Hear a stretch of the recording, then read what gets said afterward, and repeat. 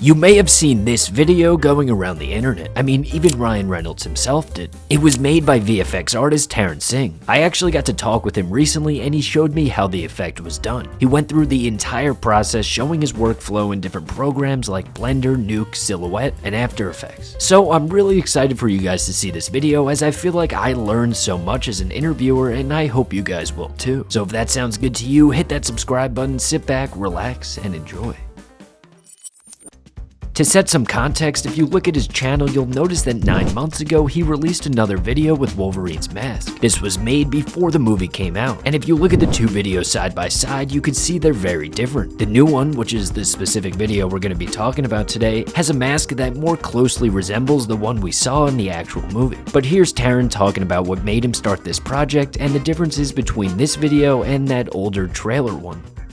There was this concept art that was actually leaked of Wolverine actually wearing the mask, the iconic mask. So all that, led to this idea of me, taking the footage from the trailers and doing my CG trickery and adding the mask. The version which I did for, the trailers, I actually did not spend much time on the model. If you look these at side by side, you would see the difference, of course. The challenges which I faced during the trailer was, if you can recall, when he wears the mask, it's actually like a hood in the film. Like he pulls it off, pulls it on his head like this. And so the thing was, if you notice the behind the scenes footage, the whole part without the the front mask was a physical suit, and that separate piece was actually magnetic, and you can just like put it on. Yeah. So the challenge was, of course, in CG I cannot do that whole physical hood thing because it would require a whole level of another expertise of cloth simulation. So actually, I decided I should actually make this as a helmet instead of as a mask. Animating the chin strap was a crucial part of getting this effect to work. Using Blender, Taran had to go frame by frame to get this to look right. These keyframes are basically how I animated this mask. It was all frame by frame according to his his motion. It was sort of tedious, but yeah, I think I'm happy with the results. You see all these keys here? You have to basically create each of those shapes like key by key. Each shape corresponds to a specific key. Then you have to keyframe those based on his movements. It's a huge, complex sort of a deal. Of course, if it were an actual shot in the movie, they would have actually made a whole facial rig of Hugh's head. An underrated part of this effect to me is the shadow that's cast on his face. If you look at Taran's breakdown on his channel, you'll notice this 3D model of Hugh's face that he shows. This is what the purpose of that is. A lot of people were asking, what's this for, the head inside. So basically, you see these, contact shadows, the realistic shadows that were, that the helmet's, casting onto his face. So yeah, so for that to work, we actually require geometry based on Hugh's head measurements to be tracked like this way. And then I made this a shadow catcher sort of a material. So that way you can actually get those realistic shadows and ambient occlusion, all that stuff that we see in real life. You'll notice if you line up the mask and his face, his hair is sticking out, which means Taran had to go frame by frame cleaning up the original footage and removing those things. I can only imagine the hours that had to be put into that, and here's what Taran said about it. We'll also discuss more about this process of making clean plates at the end of the video. Of course, let me tell you, man, that's the worst part. This project is one of the simplest examples of cleaning up.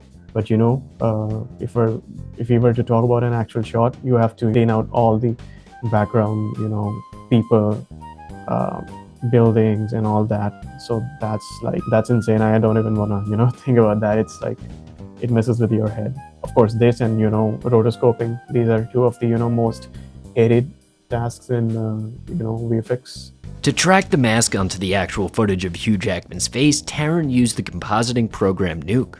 So basically, for tracking, I actually used, you must have heard about Nuke, right? Nuke is the industry standard. That's where I actually use both After Effects and, Nuke. But when it comes to, industry, all the compositing, is done in Nuke.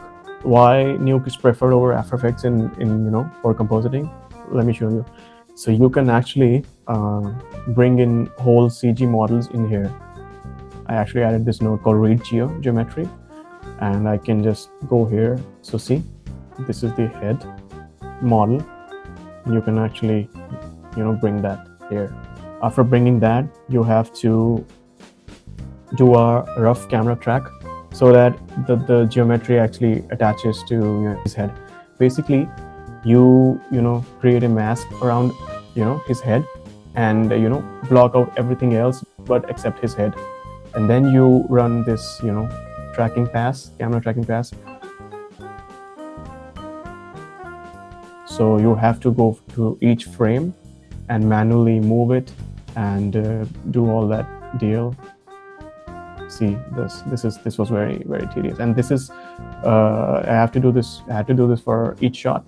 Once he did that, he was able to export the data to put it back into Blender with the track there. Lighting is another part of the project that could make or break the effect. Without actually being on set, it's difficult to know the exact conditions of the environment to provide the correct lighting on the CGI mask. This is Taran explaining his process of lighting the mask without actually having the data. So this is the environment, which is very accurate, to the actual location of the void. Of course, if this was a actual Hollywood shot, they would have provided me with high resolution HDRI of the location of this actual set.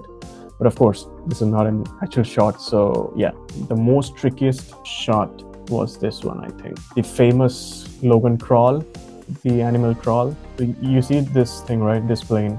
He's very close to the ground in the actual scene, and the ground was actually casting the shadow on his head. So I had to add in this basic plane and then project this ground onto that, and that's shadow, the ground shadow actually stays on his head.